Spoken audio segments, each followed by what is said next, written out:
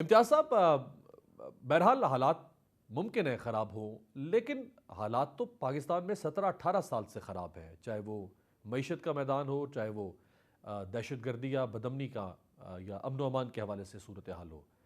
کبھی اس طرح کا محاذ کسی حکومت نے نہیں بنایا الیکشن سے فرار کے لیے جو اب بن رہا ہے سر۔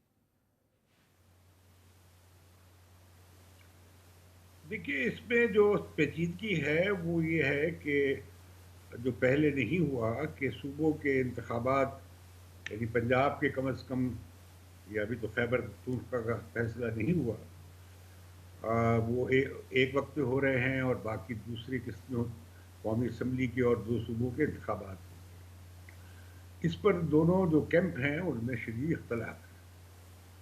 اب یہاں تک تو لچک آئی ہے کہ عمران خان بھی کہہ رہے ہیں کہ ایک وقت پہ وہ انتخاب پہ راضی ہوں گے، ہو سکتے ہیں، لیکن غالباً وہ چاہتے ہیں کہ مئی میں ہی قومی اسمبلی کے اور باقی انتخابات بھی ایک وقت پہ اکٹھے ہو جائیں، مئی میں یا جون میں زیادہ سے زیادہ۔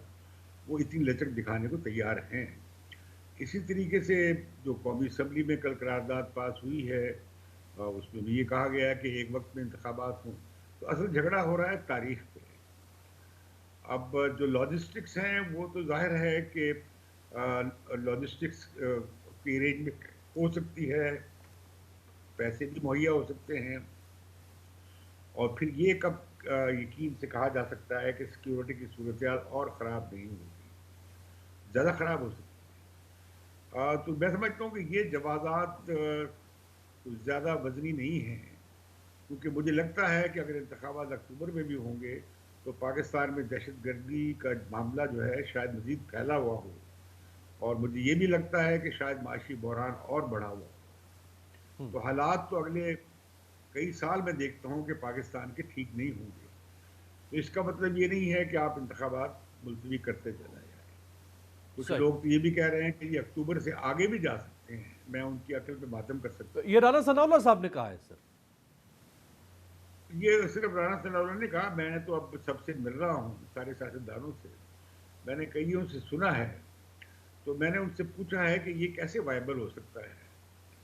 آپ کی ایک نہایت نحیف اور کمزور حکومت ہے، اور آپ اتنا بوجھ کہاں سے اٹھا لیں گے؟ اور پھر یہ کہ یہ جو پروسیس چل رہا ہے کہ عمران خان کو پہلے نواز شریف کو نکالا گیا تھا تاحیات، اب عمران خان کو آپ ایکسکلوڈ کر رہے ہیں، تو اس سے تو کوئی انتخابی عمل کے پلے، اگر آپ انتخابات کرا بھی لیں تو اس کے پلے کچھ نہیں رہے گا۔ آئین کی شکیں اپنی جگہ موجود ہیں، اس کے تقاضے اپنی موجود ہیں، لیکن میں یہ سمجھتا ہوں کہ آئینی اسکیم کے اندر بھی ایک وائڈ ہے۔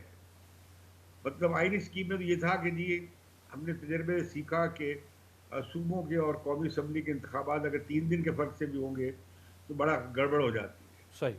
لہذا وہ ایک وقت کا تصور ہے آئین کے اندر۔ دوسرا تصور ہے کہ بھئی یہ ساری کیئر ٹیکر گورنمنٹس ہوں، کیونکہ ہمارے ہاں انتخابی نتائج مانے نہیں جاتے۔ تو لیکن یہ استاتشک بھی موجود ہے کہ جی چیف منسٹر اگر اسمبلی ڈیزالو کرے گا تو 48 گھنٹے میں ٹوٹ جائے گی، اور 90 دن میں آپ نے الیکشن کرانے ہیں۔ اب کورٹس بھی دو طرح کے پیشیات کرتی ہیں۔ ایک کو انگریزی میں کہتے ہیں لٹرلسٹ اپروچ، کہ ایک شک کی آپ نے اس کی معنوی جو اس کی لفظی تشریح کر دی۔ ایک وہ ہے کہ جو انٹیگریٹڈ اپروچ ہے کہ باقی شکوں کے ساتھ دیکھ کے پڑھا جائے، جس طرح ہم نے دیکھا کہ 63A میں کو بہت ساری شکوں کے ساتھ پڑھا گیا اور آلموسٹ ری رائٹ کر دی گئی صحیح۔ وہ شک۔ تو میں سمجھتا ہوں کہ یہ معاملہ جو ہے، ہم نے دیکھا کہ فوج تو آربیٹر کا کردار ادا نہیں کر رہی، وہ کہہ رہے ہیں ہم ایک طرف بیٹھے ہیں، اور یہ خوشائن بات ہے کہ وہ اس میں نہیں آ رہے ہیں، لیکن عدلیہ نے جو کردار ادا کرنے کی کوشش کی ہے تو ہم نے دیکھ لیا کہ اس میں کتنی خوفناک